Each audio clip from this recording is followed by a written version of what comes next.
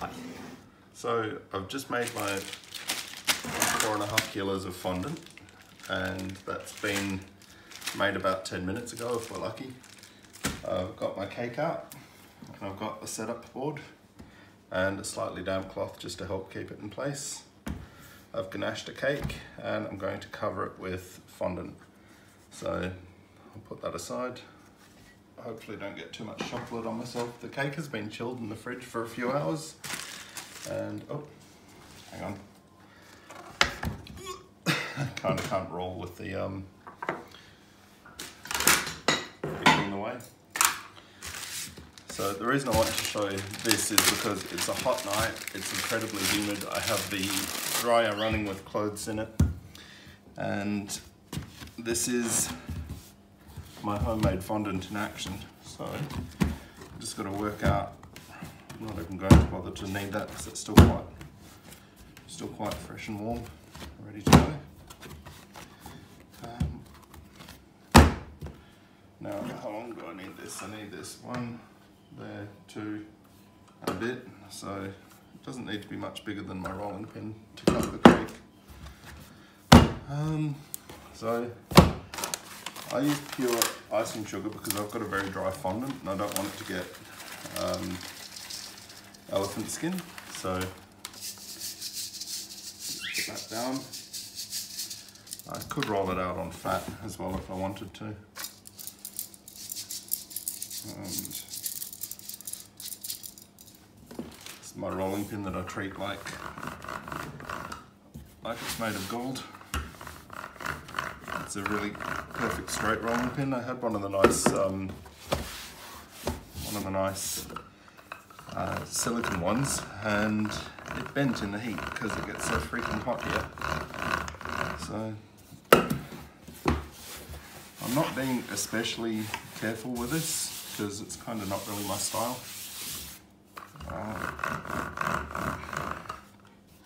Yeah, that'll do it.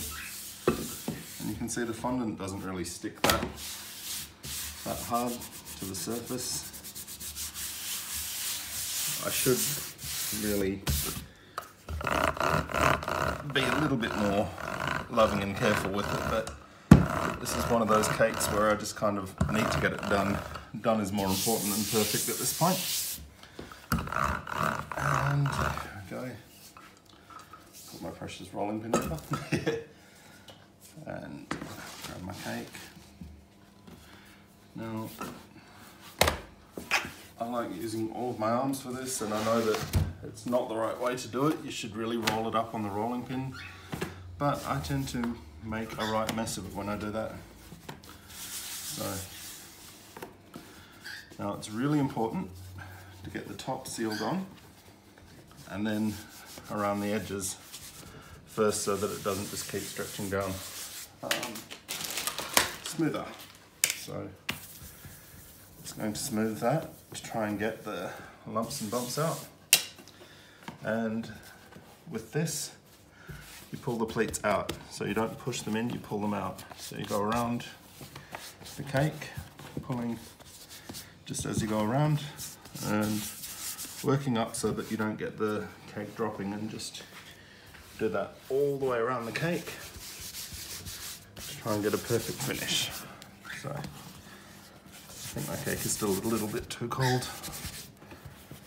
And I've not done anything to the surface of the cake because the cake's chilled. The condensation's helping to stick the fondant to the cake anyway.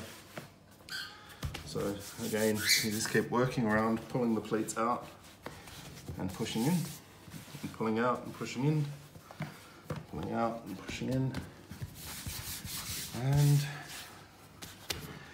go around the board. You can use a pizza wheel, or you can use something more precise than a giant carving knife, but my giant carving knife works well for me. And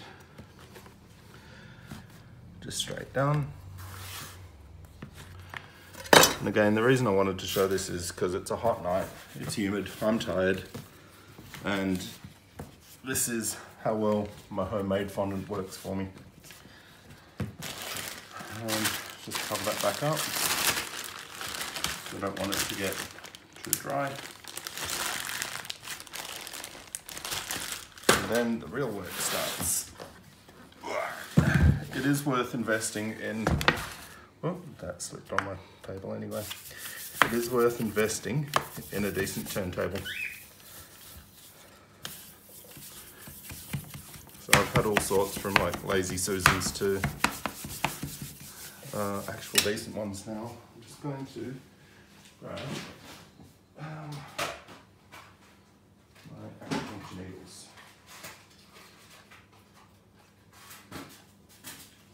So if you've got a friend with medical supplies, get a like hypodermic needle that's in good nick. Otherwise, you can pick up stacks of 100 acupuncture needles on Amazon, very cheap. I'm just going to grab a foam so that I don't lose this. And if I wasn't in a hurry, I would tie a bit of string around my acupuncture needle. But for the moment, I've just got a foam there, and I just make sure that the needle goes back in the foam each time after I finish using it, so that I don't accidentally leave it in the cake, because that's the last thing you want happening. And I do have a bit of an air bubble here where I've just been a bit too lazy to actually roll out my fondant properly. But that's the whole point of this. It's me being lazy and making it work. So I'm just going up and down, pressing into the side of the cake to get it nice and smooth. And again, because I've used icing sugar instead of corn flour, it's not going to dry the cake out too fast. So I'm not going to get elephant skin. Just going around the cake, nice and quick, trying to smooth it in. And just try and clean up that. So this is the bump where I didn't actually roll out my icing properly. So I had a great big hole there, and I just kind of let it go. So the beauty of an acupuncture needle is it's fine enough that you don't end up with marks in your cake. Although I am kind of dragging the chocolate through, but that's just because I'm racing. Because I'm a lunatic, but anyway. It's just going around the cake, get a nice square edge, and trim the sides. If you wanted to be more posh about it, you could use these. So these are like just little acetate sheets, and they're slightly rough, and as you go around, polish the cake, and then you can cut it perfectly smooth to the board. And that's fine, it works. But for me, I'm always in too much of a rush, and that's too much fiddling around. You do get a really beautiful polished surface when you do that. And I will go over the bit that's got a problem with those, just to buff that out. And just going around, keep it nice and clean.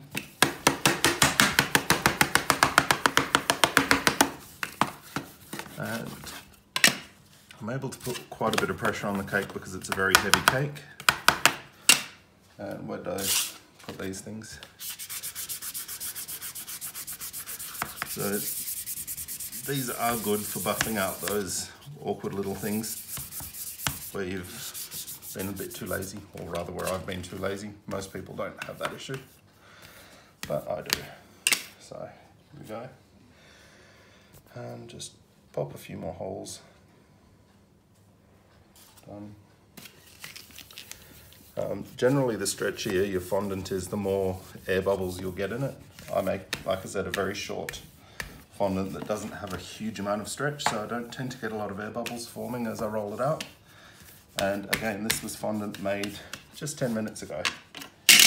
And just go over it.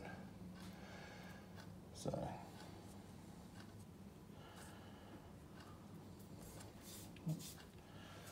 I'm getting a bit too rough now. I've got very, very soft chocolate ganache in this because I like having a soft eating ganache in my cake. I like the flavour of it and the texture of it to be softer, and I'm too lazy to make a harder one to skim coat the outside. So just here, I've got a little bit of a rough patch where I folded it over my arm. Again, if you were to roll it nicely over your rolling pin and put it on like you actually care, you wouldn't have that problem and you wouldn't need to buff it out. But you can spend time buffing it out and it comes good. Now, probably the most important thing is just to know when to stop, because the more you fiddle around with it, the worse you can make it. You can only get the cake so smooth, and yes, there are much better ways to do this. There are much cleaner ways to do this and ways to get a much better finish. I know those ways, I use those ways. This is just the kind of bogan super fast way that I cover a cake when I'm in a hurry, when I'm working with my own fondant, not with a bought fondant.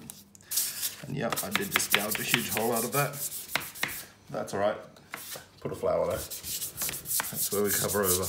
Now, if you want to get the really perfect smooth tops, you just come to a point around the edge of the cake and you just run your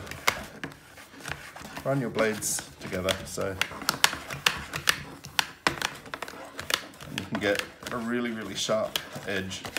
Of course, having a well ganashed cake under it gives you a much better chance of getting a sharp edge anyway, but that's pretty much it. I'm going to put a lot of decoration on this cake anyway, so I'm not that fussed about having a perfect edge, but it is just kind of one of those point of pride things that I have when I'm doing cakes. I like to have a nice sharp finish on them if I can. And that's pretty much it. I've hit that point where if I keep fiddling with this, I'm going to make it worse. So I'm just going to let that finish now. And that is how to roughly, very, very quickly, and it's not that quick, but roughly get a reasonable finish on a cake. So that's all done. Now to decorate.